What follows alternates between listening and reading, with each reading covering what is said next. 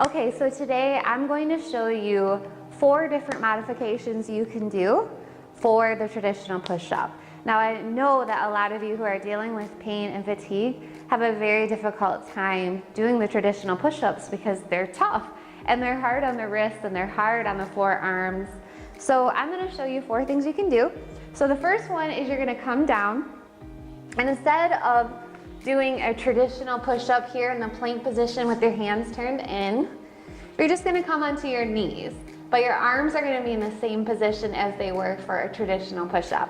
So you're going to come all the way down and then push it up. All the way down, push it up. Now that works for somebody who doesn't have wrist issues. Now I know that a lot of you have pain here. So the next thing you can do for the pain is you can grab a set of free weights, keeping them in the same position as your hands would be, turned in. I almost did a full one here. You can do a full one too. Or you can come down onto your knees and low and up, low and up. Make sure that those weights are in line with your chest when you come down. Okay, so the next thing you can do, it's a little bit easier on your body, but it doesn't work the core as much as a push-up. You're gonna come down onto your back.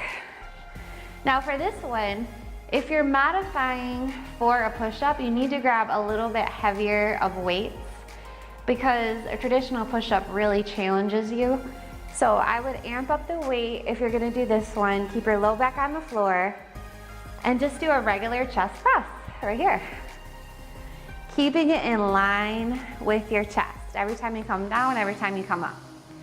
Okay, so for the next one, I am just gonna move my chair. And you can keep, for this one, you can keep a set of light weights, and you can just do an open arm chest fly. So both of those last 2 modifications are great if you have wrist issues and if you have forearm pain.